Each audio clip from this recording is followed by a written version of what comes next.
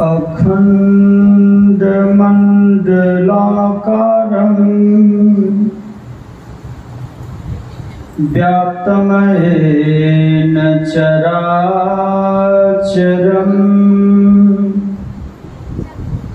तत्पदं दर्शितं येन तस्मै श्री गुरवे नमः। तस्मै श्री गुरवे नमः। धन्य धन्य सतगुरु सुखद महिमा कही न जाय। जो कछु कहूँ तुम्हारी कृपा मोते कछु न बसाय। जो कछु कहूँ तुम्हारी कृपा मोते कछु न बसाय। सर्वक्षण स्मरणीय संत सदगुरु महाराज के पावन श्री चरणों में कोटि शह नमन। हमारे मंच पर मंचासीन ब्रह्मचारी चंदन बाबा, ब्रह्मचारी सेवानंद जी बाबा, ब्रह्मचारी गण जितने भी हैं सबों को हृदय से मेरा नमन है। और इस सत्संग में आए हुए धर्म प्रेमी सज्जनों, धर्मशिला माताओं तथा भक्ति स्वरूपा बहनों, सबों को मेरा हार्दिक नमन है। और निवेदन है कि एक बार बुलंद आवाज में जय ध्वनि करें। श्री सद्गुरु महाराज की जय। आप लोगों को ज्ञात है कि आज हमारे आराध्य देव की 138वीं पावन जयंती समारोह है। ये तिथि मैंने प्रातः काल के सत्संग में कहा था, हम भक्तों के लिए यह तिथि महापर्व की तिथि है। और मैं बता देना चाहता हूं कि प्रत्येक साल का आप लोगों को आमंत्रण कर रहा हूं। मैं स्वस्थ रहूं और ये कार्यक्रम जो पावन जयंती समारोह है और गुरु पूर्णिमा का महापर्व, ये दोनों महापर्व आश्रम में होगा। आगामी वर्ष के लिए भी आप लोगों को सादर आमंत्रित करता हूं। जयंती सबों की नहीं मनाई जाती है।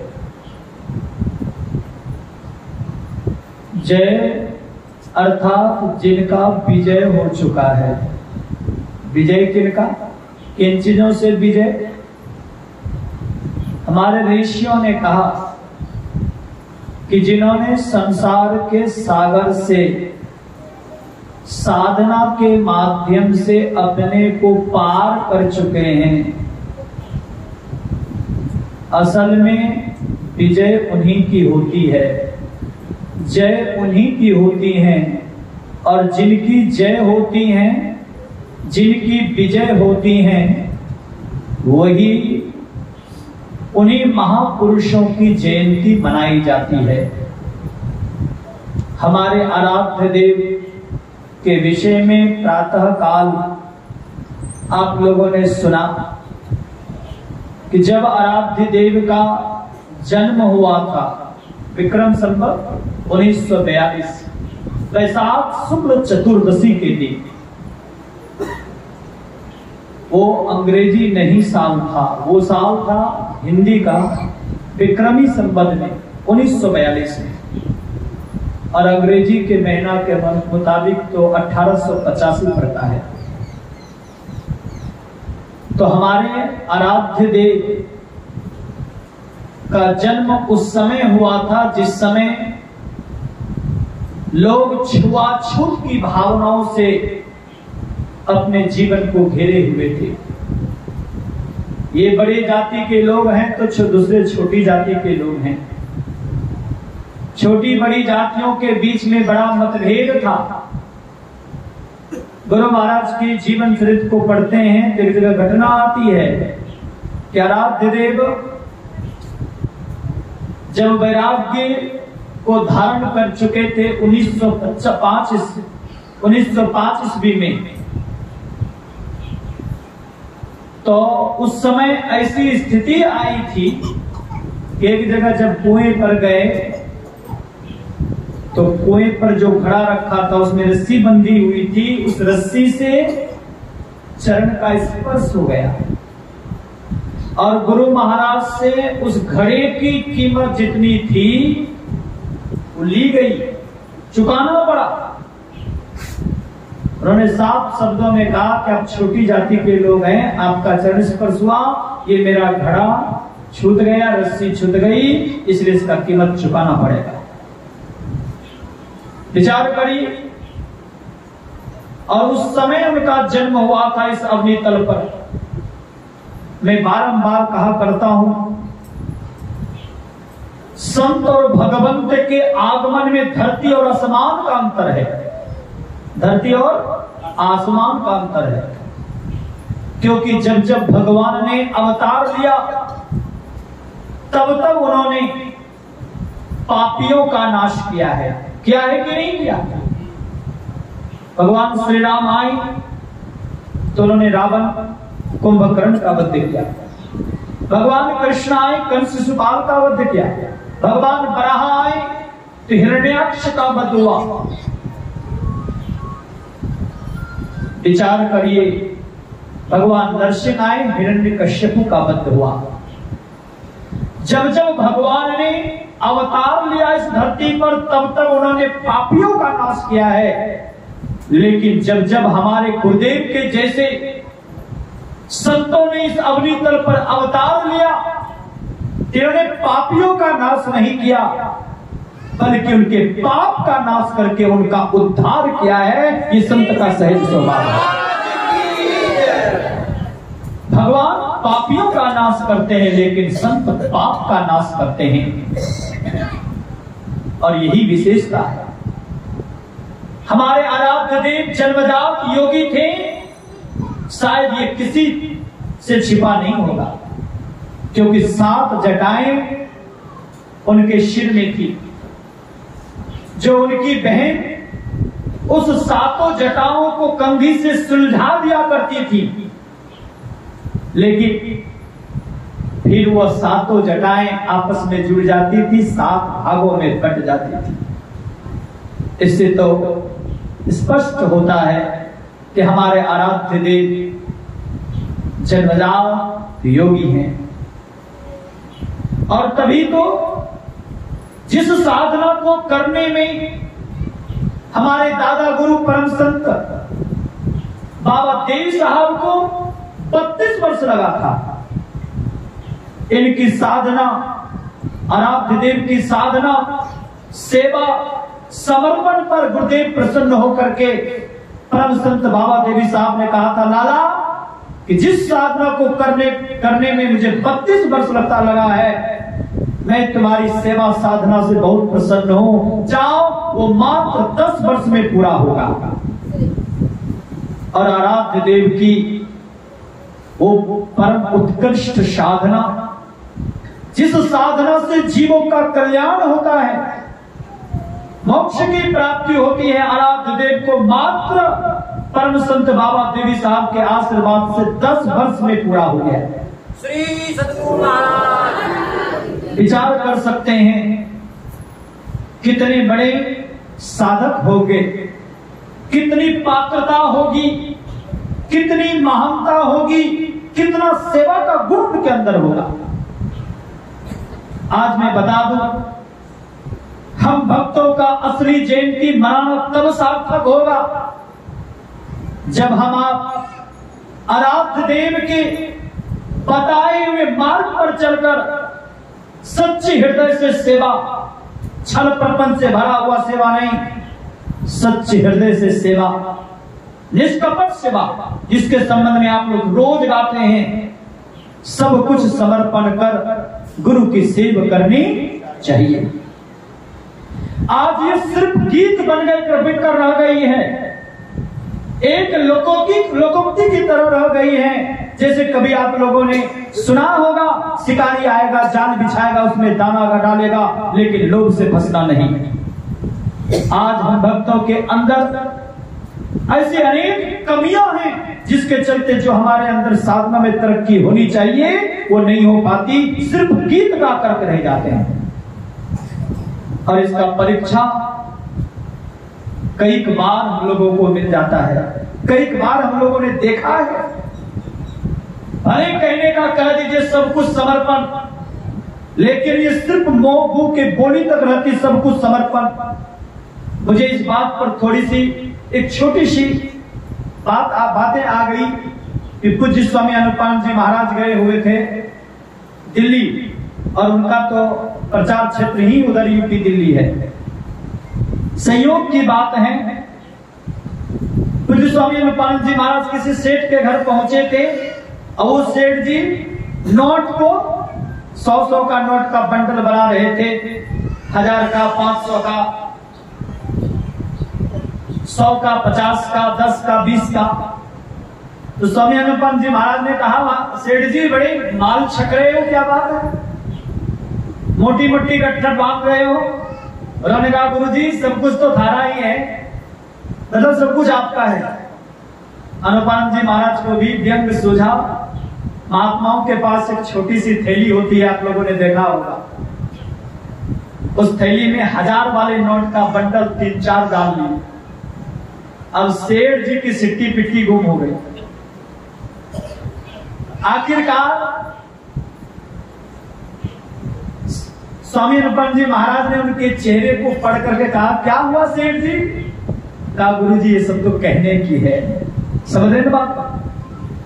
गुरु जी सब कुछ थारा है पर अधिकार महरा है, यानी आप ही का सब कुछ है, बस मेरा अधिकार रहेगा। ऐसे को समर्पण नहीं कहते। और याद रखिए, ऐसे समर्पण करने वालों के अंदर कभी भी साधना में सफलता पूर्ण रूप में नहीं मिल सकती। सच्ची सेवा और समर्पण का भाव तो आप लोगों ने जीता जागता अनेकों उदाहरण सुना है, जिनमें आप लोगों ने कभी मस्कनिया के नाम के बारे में अनेकों बार सुना है। मैं सुनी हुई बातों को समझ लाता हूं जो जीता जागता उदाहरण है। नानक देव जी महाराज के पास एक सेठ जी गए और सेठ जी ने सेवा भगत की, प्रणाम किया। सेठ जी की परीक्षा लेने के लिए गुरु नानक देव जी महाराज ने कहा कि मुझे 500 रुपए चाहिए। आज के जमाने में समझता हूं कि 5 लाख से भी अधिक होगा। सेठ जी इतने धनपति थे, उनके लिए 500 कुछ भी नहीं था, चाहते तो तुरंत निकाल के दे सकते थे, लेकिन सेठ जी चुप हो गए। तब नानक देव जी महाराज ने कहा, मेरा एक घास काटने वाला है भक्त, उनका नाम बताया और कहा कि जाइए उनके पास कहिएगा कि 500 रुपया गुरु महाराज सेवा में मांगे हैं। 500 रुपए वो चलाया, कह दिया। अब तो उस मजदूर जो घास काट करके लकड़ी बीन करके जीविकोपार्जन करता था, उन्होंने इकट्ठा 5 रुपया नहीं देखा था, उसके पैर तले जमीन खिसक गई। गुरुजी ने 500 रुपए सेवा में मांगा है, लेकिन ये 500 रुपया दूं तो कैसे दूं? कभी नहीं मांगा, लेकिन आज गुरुदेव ने मांगा तो दूंगा। अपने को बेचने के लिए चले गए, लेकिन एक गरीब व्यक्ति सोच सकते हैं जिनको भरपेट भोजन नहीं मिल सकता था, उसके शरीर में कितना मांस होगा। सिर्फ हड्डी का पंजरा था और पतला सा चमड़ा चढ़ा हुआ था, समझ सकते हैं। और वो व्यक्ति चला गया अपने को बेचने के लिए। सोचिए कि गुरु के प्रति कितनी श्रद्धा होगी। आज तो 1000 का नोट देना 2000 का नोट है या 500 का नोट है, गुरुजी को 100 रुपया देना है, तो मन में होगा काश यदि खुदरा होता तो 100 रुपया देते। वो खुदरा नहीं हो, इसके लिए मैं मर जाऊं तुझे ना भजाऊं। परिणाम क्या निकलता? वो 500 का 500 रुपये का नोट जेब में चला जाता है। वो कभी नहीं हो मन में होगा कि 500 रुपया ही नहीं है तो क्या होगा, आज 500 रुपये ही गुरुजी की सेवा में दे देंगे, ऐसा नहीं होगा। लेकिन एक सच्चा गुरु भक्त को देखिए, एक सच्चे समर्पण को देखिए, जो हम लोग रोज गाते हैं उसे जीवन में उतारने वाले भक्त को देखिए। उन्होंने अपने को बेचने के लिए गया, लेकिन उनकी किसी ने गोली नहीं लगाई। एक गुलाम बनने के लिए गया, बेचने का मतलब गुलाम बनना, लेकिन किसी ने गुलामी स्वीकार नहीं की। तभी उनको जानकारी मिली कि यहाँ के जो राजा हैं उनकी घोषणा है कि जो व्यक्ति मेरे पास जो पहलवान है उसका नाम मस्किनिया है, वो मस्किनिया पहलवान से जो व्यक्ति हाथ मिलाएगा उनको क्या मिलेगा? 500 का इनाम। जीते या हारे उससे कोई मतलब नहीं, क्योंकि वो राजा जानता था जो भी व्यक्ति इनसे हाथ मिलाएगा उसको मृत्यु के मुख में जाने से कोई बचा नहीं सकता है, ये जानता था। लेकिन ये भक्त, गुरु भक्त, समर्पित रहने वाला सच्चा भक्त चला गया और कहा कि मैं आपके मस्किनिया पहलवान से हाथ मिलाऊंगा और उसे पछाड़ूंगा। राजा को लगा जिसके शरीर में चमड़े मांस का कुछ भी नहीं, एक हड्डी का ढांचा है, सामने में खड़ा है, ये कितना मिनट टिक पाएगा। थोड़ी देर के लिए राजा मौन हो गए। पुनः उस घास काटने वाले गुरु भक्त ने कहा, क्यों डर गए? क्षत्रिय कुल को ललकारा। और राजा तो क्षत्रिय थे, ललकार के वशीभूत कहा कि ठीक है। अखाड़े में बुलाया गया और आमने सामने जब हुआ तो मानो कैसी लड़ाई थी बता रहे, एक शेर और एक बिल्ली की लड़ाई थी। मस्किनिया पहलवान ने कहा, रे तुमको मरने के लिए कहीं और जगह नहीं मिला? उस भक्त ने हृदय से पुकार करके कहा, मित्र, मेरी मृत्यु तुम्हारे हाथों निश्चित है, मैं भी जानता हूं, लेकिन ये मौत मेरे अपने जीवन के लिए नहीं, अपने स्वार्थ के लिए नहीं, बल्कि ये मौत गुरु की सेवा के लिए है। मैं जीते जिंदगी गुरु की सेवा नहीं कर सकूंगा। मौत मर करके भी गुरु की सेवा हो जाए तो मैं समझूंगा कि जीवन का सद्भाग्य है। मेरे मित्र, पशु मरता तो उसके चमड़े और हड्डी भी काम में आते हैं, लेकिन जब मनुष्य मरता है तो न हड्डी काम में आता न चमड़े काम में आता है। ये शरीर किसी काम का नहीं होता, ये मिट्टी का खिलौना में मिट्टी में मिल जाता है। मेरी मृत्यु आज न कल कभी ना कभी तो होगी ही, लेकिन गुरु की सेवा के लिए मैं मर जाऊं, इससे बढ़कर मेरा सद्भाग्य क्या होगा। और गुरु को स्मरण किया और दोनों ने हाथ मिलाया। पता नहीं कहां से वो शक्ति आई, परिणाम आप लोग जानते हैं। वो घास काटने वाले ने उस मस्किनिया पहलवान को इतना ऊपर फेंका कि नीचे जो गिरा, चार चित्त होकर के गिरा और उसके सीने पर वो घास काटने वाला शिष्य खड़ा हो गया। उसी समय राजा ने कहा, अरे ये क्या हो गया? जो पहलवान, बड़ा बड़ा पहलवान अखाड़े को छोड़कर भाग जाता था या मृत्यु के मुख में चला जाता था, और एक घास काटने वाले ने, एक हड्डी के ढांचे ने तुम्हें पछाड़ दिया, ऐसा क्यों? तब उस मस्किनिया ने कहा कि मेरे पास अपना बल है, मेरे पास अपनी शक्ति है, लेकिन इस घास काटने वाले सच्चे गुरु भक्त के ऊपर गुरु की कृपा है और गुरु की शक्ति है, इसलिए गुरु के प्रति समर्पण रहने के चलते इनकी जीत हुई और होनी भी चाहिए। और प्रसंग में आता है, जब उपहार की राशि 500 रुपए लेकर गुरु महाराज के पास गए तो गुरु के आंखों से अश्रु की धारा निकली, आगे बढ़े, आलिंगन किया। उनके आलिंगन करने मात्र से ऐसी गुरु की कृपा हुई कि अंतर की ज्योत जगी और कहा, गुरुदेव ये सेवा। कहा कि नहीं बेटा, ये मेरे लिए नहीं, तुम्हारी गरीबी से उबरने के लिए तुम्हारी भी ये सेवा है। और जाओ। धन की कमी भी नहीं रही और आंतरिक धन में भी वृद्धि हुई। शिवाजी महाराज के संबंध में आप लोग जानते होंगे, शिवाजी महाराज जब गुरु की सेवा करने के लिए जाते थे तो शिवाजी महाराज से और भी शिष्य जो थे समर्थ रामदास जी महाराज के, वो लोग जलते थे। उनको लगता था कि शिवाजी राजा है, इसीलिए इनके प्रति इनका समर्पण है। एक दिन समर्थ रामदास जी महाराज ने शिष्यों की परीक्षा लेने का विचार किया। अचानक शिष्यों को बुलाया और कहा कि मेरे पेट में बहुत दर्द हो रहा है। जो सच्चे संत होते हैं किसी भी स्थिति परिस्थिति को अपने जीवन में कभी भी खड़ा कर सकते हैं। तो सारे शिष्यगण इकट्ठा हुए, उसमें शिवाजी महाराज नहीं थे। तभी जब कहा कि मेरे पेट में दर्द हो रहा है, कहा गुरुदेव आप तो दवाई जानते हैं? कहा दवाई तो जानता हूं, लेकिन ये दवाई सरल नहीं है। तो सारे शिष्यों ने जिद पूर्वक पूछा गुरुदेव कौन सी दवाई है?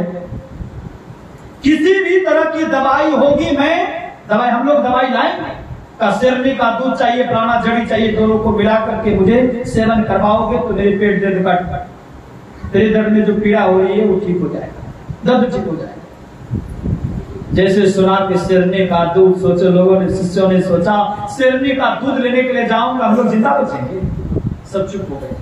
शिवाजी महाराज को जानकारी मिली। शिवाजी महाराज आए और कहा कि गुरुदेव यदि ये बात पहले मुझे जानकारी हुई होती तो मैं कब कर ले आता।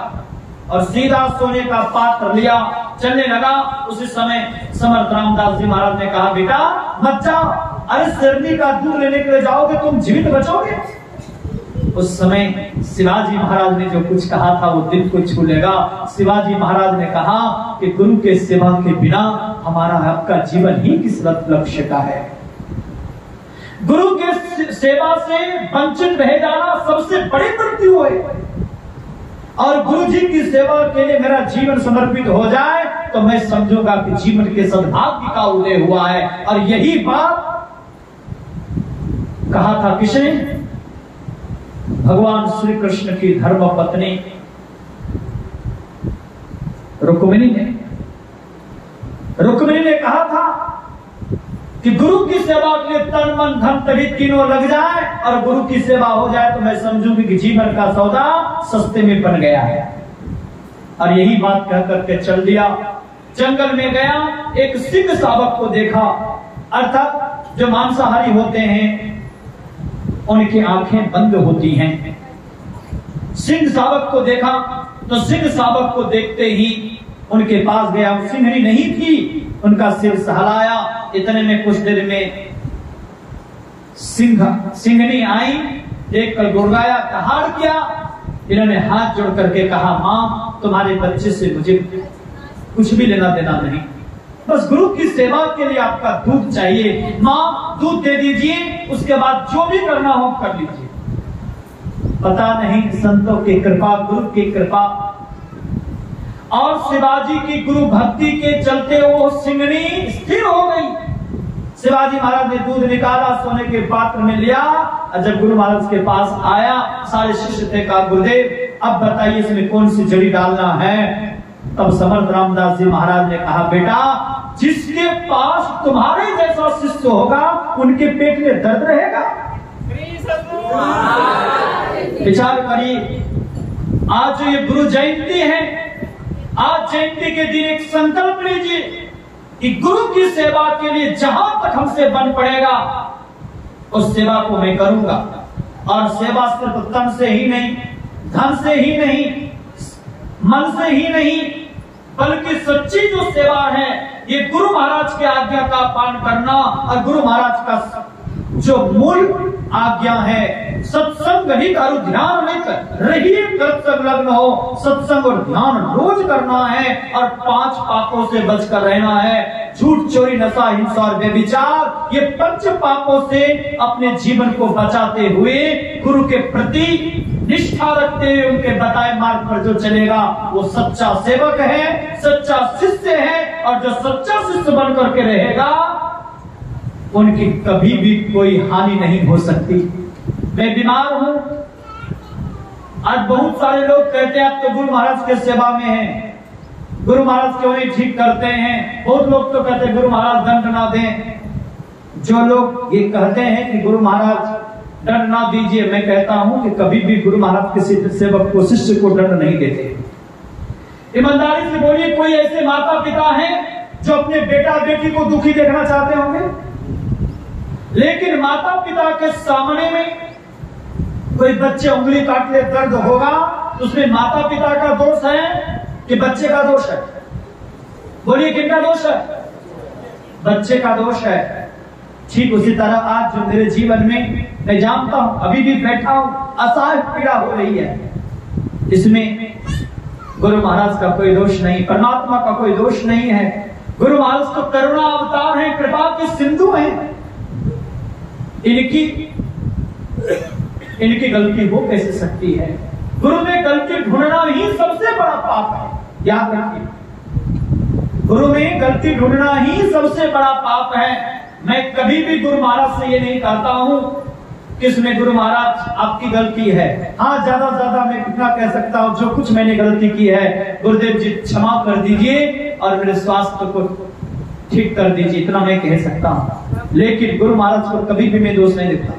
मेरे इस जीवन का हो, आगे का जीवन का हो, किसी भी जन्म का कर्म का फल है जिसके चलते मैं भोग रहा हूं। और मैं इतना कह सकता हूं, मैं बहुत सौभाग्यशाली हूं। मेरे जितने ब्रह्मचारी लोग हैं, मेरे प्रति इन लोगों की आस्था बहुत है। आज जब मेरे ब्रह्मचारियों ने जयंती के बारे में कभी कुछ मैंने अपने ब्रह्मचारी से कहा, जो आप लोगों ने हमारे सेवानंद जी से सुना, अपने उद्गार की भावनाओं को, उनकी कोई बनावटी नहीं थी। जब हम लोगों के बीच में बातचीत होती थी तो मैं यही कहता था कि गुरु महाराज का पावन पर्व है, मैं हाथ पर ये चौकी पर लेटा हूं, चंदा कोई दे ना दे इसके लिए उत्साह मत करिए, लेकिन जयंती धूमधाम से मनाया जाएगा।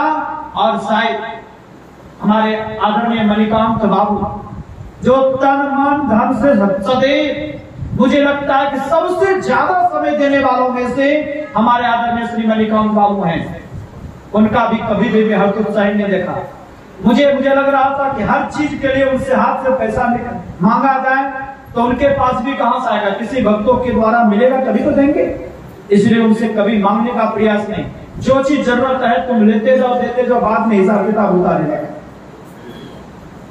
ऐसे जिस व्यक्ति से कोई उम्मीद नहीं थी कि कोई सहयोग नहीं, उस व्यक्ति को सिर्फ मैंने कहा और उन्होंने 4400 रुपए का जो राइस ब्रांड तेल होता है, क्योंकि रिफाइंड से हम लोग खाना पसंद नहीं करते हैं, मैं प्रयास करता हूं कि जो मैं खाता हूं हमारे भक्त लोग भी वही खाए। तो रिफाइंड ऑयल नहीं खाकर के स्वास्थ्य के लिए वो अच्छा चीज नहीं है। तो मैंने विचार किया, जब से भंडारा शुरू हुआ है तो मैंने कहा कि चावल का जो तेल होता है, राइस ब्रांड जो तेल होता है वो खाएंगे और वो भक्तों को खिलाएंगे। और मैंने कहा और उन्होंने सहयोग दिया। नाम नहीं लेना चाहूंगा, विचार करिए। ऐसे 2-4 भक्त हैं जिनको मैंने कहा और उन्होंने स्वीकृति दी। तो गुरु महाराज की एक कृपा है। मेरा मुझ में कुछ नहीं, जो कुछ है प्रभु तोर, तेरा तुझको सौंपते क्या लागत है मोर। और इसी सेवा निष्ठा के साथ मैं कार्य करता हूं। आप भक्तों का सहयोग रहता। इस बार की जयंती मैं भले अस्वस्थ रहने के कारण नहीं जा सका शोभा यात्रा में। हमारे आदरणीय श्री नित्यानंद बाबू ने कहा, दुल्हा बिना बारात किस काम का। मैंने कहा, मेरे मन में हुआ, मैंने कहा कुछ नहीं, मेरे मन में हुआ कि श्री दुल्हा तो जिसके ऊपर साज हम लोग का श्रृंगार है वो परमाराध्य सदगुरु महाराज हैं, वो हैं तो किन चीजों की कमी होगी। और मैंने कहा कि मैं नहीं जा सकूंगा, यदि मैं बीच में लेटा भी रहूंगा तो क्या फायदा, जब मैं खुद नहीं देख सकूंगा लोगों को, गाड़ी में लेटा रहूंगा तो अच्छा नहीं होगा। उससे अच्छा है कि मैं यहाँ पर बिछावन पर रेस्ट करूंगा। और उन्होंने बहुत ज्यादा जिद नहीं किया मेरे सेवक स्वास्थ्य को देखते हुए। मुझे बड़ी प्रसन्नता है कि मेरे प्रति और आश्रम के प्रति जो आप भक्तों का सहयोग और सेवा है, इसे मैं कभी भी विस्मृत नहीं हो पाऊंगा। अनेकों लोग हैं जिनके मेरे फोन मात्र जाने से यहाँ तक कि पूर्णिया तक, समस्तीपुर लोग तक के लोग, भागलपुर के लोग यहाँ पर पहुंचे थे। जबकि बगल में सबौर आश्रम है, कुप्पा घाट आश्रम है, अनेकों जगह भागलपुर में अनेकों आश्रम है। लेकिन मेरे प्रेम के प्रति, मेरे गुरु भाइयों का प्रेम और आश्रम के प्रति प्रेम ने उन्हें खींच करके लाया। बहुत सारे भक्त लोग, अभी तो बहुत सारे भक्त लोग चले भी गए। ये आप लोगों का श्रद्धा प्रेम है। मैं यही निवेदन करूंगा कि आप लोग इसी तरह यहाँ आश्रम आते रहें।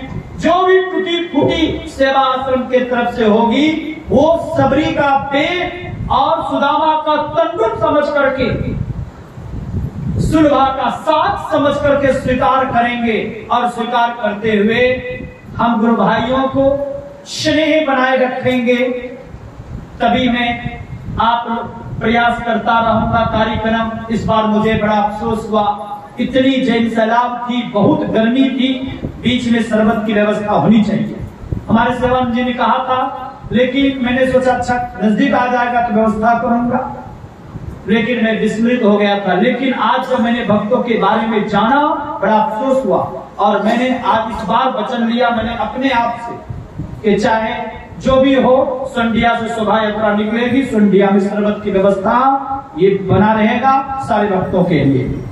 क्योंकि बहुत दिक्कत होती है, 2-4 गिलास पिएंगे शरबत, सब लोगों के लिए व्यवस्था रहेगी ताकि आगे गर्मी से लोगों को राहत मिल सके, चलने में सुविधा मिल सके। क्योंकि लगभग 4-5 किलोमीटर की शोभा यात्रा हो जाती है।